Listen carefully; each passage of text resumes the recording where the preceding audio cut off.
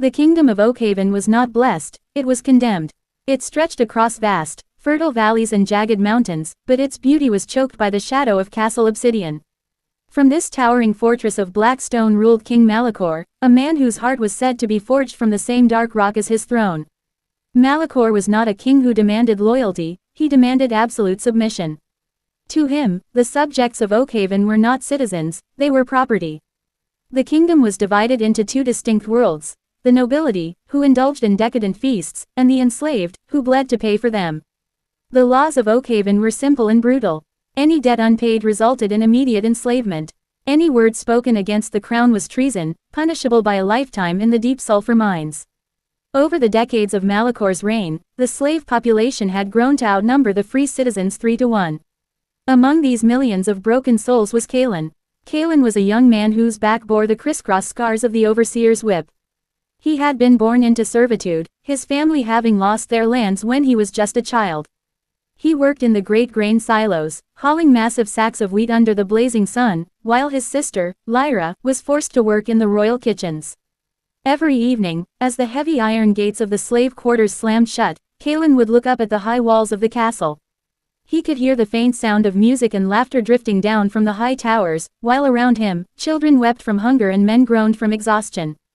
Greater than, a man who rules by fear builds his palace on a foundation of dry straw, Kalen's father had told him before he perished in the mines. It only takes a single spark to burn it all down. Greater than. For years, Kalen had waited for that spark. But fear is a powerful cage, and the king's royal guard, known as the Iron Phalanx, was ruthless. They wore armor of polished steel and carried halberds that had tasted the blood of countless dissenters. The turning point came during the festival of the solstice. King Malachor decreed that a grand feast would be held, lasting 7 days and 7 nights. While the nobility gorged themselves on roasted meats and fine wines, the workload on the slaves doubled. Kalen and his fellow laborers worked 20 hours a day, moving supplies and clearing the waste of the aristocratic guests. The heat in the lower kitchens was suffocating. On the third night of the festival, disaster struck. Lyra, exhausted from 3 days without sleep, tripped while carrying a massive silver platter of roasted peacock to the king's table. The platter crashed to the marble floor, spilling grease and meat onto the expensive Myrish rug. The banquet hall fell dead silent. The music stopped. King Malachor, a massive man with a thick black beard and eyes as cold as winter frost, leaned forward on his throne. He did not yell. His voice was a low, terrifying purr. "Who allowed this clumsy beast into my sight?" The king whispered. The head chef, trembling with terror, pointed a shaking finger at Lyra. She was careless, your majesty. She shall be punished." "Indeed," Malachor said, waving a hand casually. "Give her 30 lashes in the central courtyard. Let the other servants watch. It will remind them of the price of incompetence." Kalen, who was stationed near the entrance of the hall to haul away empty barrels, felt the world tilt. 30 lashes with the heavy, lead-tipped whips used by the guards was a death sentence for someone as frail as Lyra. Without thinking, Kalen stepped out of the shadows and threw himself to his knees before the throne. "Your Majesty, please," Kalen cried out, his voice echoing in the grand hall. "She is weak from fever." It was not carelessness, it was failing strength. "Take me instead. Let me take her punishment." The nobles gasped. A slave speaking without permission in the royal presence was an abomination. Malachor looked down at Kalen, a cruel, amused smile spreading across his face. "Ah, brotherly love, how touching, how pathetic." The king stood up, his heavy purple cloak trailing behind him. He walked down the steps of the dais until he stood right in front of Kalen. With a sudden, violent movement, Malachor kicked Kalen in the chest, sending him crashing backward onto the floor. "You think you have the right to bargain with me?" Malachor sneered. "You are not human. You are cattle. Guard, increase the girl's punishment to 40 lashes. And as for this brave brother, lock him in the pit. Let him listen to her screams." Kalen was thrown into the pit, a deep, dark stone hole in the ground covered by an iron grate. From there, he could hear everything. He heard the cracks of the whip. He heard his sister's agonizing screams echo through the stone courtyard. He screamed until his throat bled, pounding his fists against the iron bars above him, but it changed nothing. By the time the punishment was over, Lyra was barely alive. She was dragged away to the infirmary barracks, while Kalen was left in the dark, his heart burning with a hatred so pure, so intense, it consumed every fear he had ever possessed. 3 days later, Kalen was pulled from the pit and dragged back to the labor yards. He was weak, dehydrated, and bruised, but his eyes were different. The dull, submissive look that all slaves wore was gone. In its place was a cold, calculating fire. That night, in the dark corners of the slave barracks, Kalen gathered a small group of trusted friends. Jarek, a massive blacksmith who had lost his family to the mines, Vanya, a clever woman who worked in the armory cleaning the guards' weapons, and Korin, an older man who had once been a scholar before his debts ruined him. "We cannot live like this anymore," Kalen said, his voice a fierce whisper. "We are dying anyway. We die in the mines, we die under the whip, we die of hunger. If we must die, let us die taking his castle down." Jarek shook his head grimly. "We have no weapons, Kalen. They have steel, armor, and training. We have shovels and bare hands. We have numbers," Kalen countered, leaning in. "There are 10 of us for every one of them. The guards have become lazy. They rely on our fear. If we take away the fear, they have nothing." Vanya spoke up, her eyes gleaming in the dark. "I can steal keys. I clean the armory every Tuesday. The guards often drink heavily during the night shifts. I can smuggle out a few swords at a time, hide them in the grain carts." Korin nodded slowly. "If we are to do this, we cannot just riot. A riot is easily crushed. We need a rebellion. We need to strike the heart. We must cut off the head of the snake." The plan began in secret. It was a slow, agonizing process. For months, Vanya smuggled swords, daggers, and iron files out of the armory, hiding them under the floorboards of the barracks. Kalen traveled between the different labor sectors, the mines, the farms, the kitchens, whispering a single message to those he trusted: "When the red moon rises, the chains will break." The night of the red moon arrived. It was an eclipse, turning the sky a deep, blood-red color. The nobility viewed it as an omen of power, but for the slaves, it was the signal. At midnight, Vanya used a stolen master key to unlock the doors of the main barracks.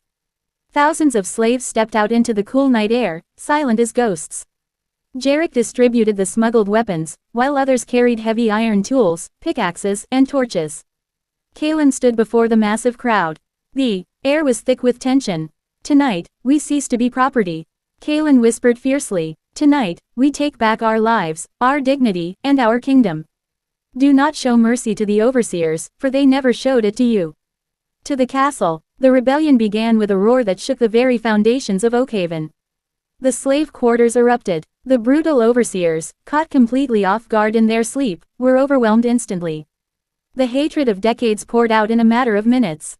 The gates of the inner wall were smashed open with heavy battering rams constructed from timber from the grain silos. Alarm bells began to ring across the city. The iron phalanx scrambled to put on their armor, but the rebellion was moving too fast. Thousands of slaves flooded the lower courtyards of Castle Obsidian like an unstoppable black tide. Kalen led the vanguard, wielding a heavy iron broadsword. He fought with a desperate, wild fury, cutting down guards who had spent years tormenting his people. He was no longer just a slave, he was the avatar of vengeance. The battle inside the castle was bloodbath. The iron phalanx was heavily armed, and their disciplined formations held the line at the grand staircases, cutting down hundreds of rebels. But for every slave that fell, 3 more took their place, climbing over the bodies of their fallen brothers to strike at the guards. Kalen, Jarek, and a small strike team broke away from the main battle, pushing through the secret servant passages that Kalen knew so well. They climbed higher and higher, heading for the royal apartments. Finally, they burst into the grand throne room. King Malachor stood near his throne, wearing his golden armor, his heavy broadsword drawn. He was surrounded by his personal guard of 12 elite knights. He did not look scared, he looked furious that his cattle had dared to defile his palace. "You miserable filth," Malachor roared. "You dare step into my hall? I will hang every single one of you along the city walls." "Your reign is over, Malachor," Kalen shouted, raising his sword. "The walls are ours. The city is ours." The final clash was brutal. Jarek engaged 2 elite knights, his massive strength matching their heavy armor. Kalen charged directly at the king. Malachor was an expert swordsman, trained by the best masters in the land. His blows were heavy and precise, driving Kalen back. With a powerful swing, Malachor shattered Kalen's sword, sending him crashing to the floor. "You are nothing but a slave," Malachor sneered, raising his sword for the killing blow. "Born in the dirt, and you will die in the dirt."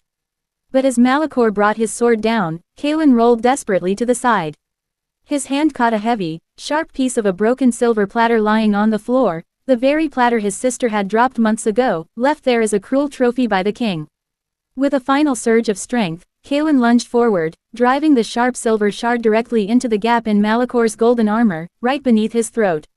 Malakor gasped, his eyes widening in shock. The heavy broadsword slipped from his hands, clattering to the floor. He stumbled backward, clutching his bleeding neck, before collapsing onto his own golden throne. The king of Oakhaven was dead, killed by the very object that had sparked the rebellion. As the sun rose over Oakhaven, the blood-red moon faded away, replaced by the bright, warm golden light of a new day. The fires in the city were gradually put out, and the heavy iron gates of Castle Obsidian were thrown open permanently. The iron phalanx had surrendered after seeing their king's body thrown from the highest balcony. The nobility fled into exile, their stolen wealth confiscated and distributed among the people who had actually worked to create it. Kaelin stood on the royal balcony, looking out over the vast crowd of thousands of liberated people. Next to him stood Lyra, weak but smiling, her bandages catching the morning light. The crowd began to cheer his name, calling him their new king. But Kaelin raised his hands, calling for silence. "I will not be your king," Kaelin proclaimed, his voice carrying over the crowded plaza. "We did not destroy a tyrant just to put another crown on a single man's head. Oakhaven belongs to no king. It belongs to you. It belongs to the people." From that day forward, the throne of black stone was smashed into pieces and used to pave the roads of the city. Oakhaven became a land of freedom, governed by a council of the people, where no man could own another, and where the iron chains of tyranny were melted down into tools for a peaceful future.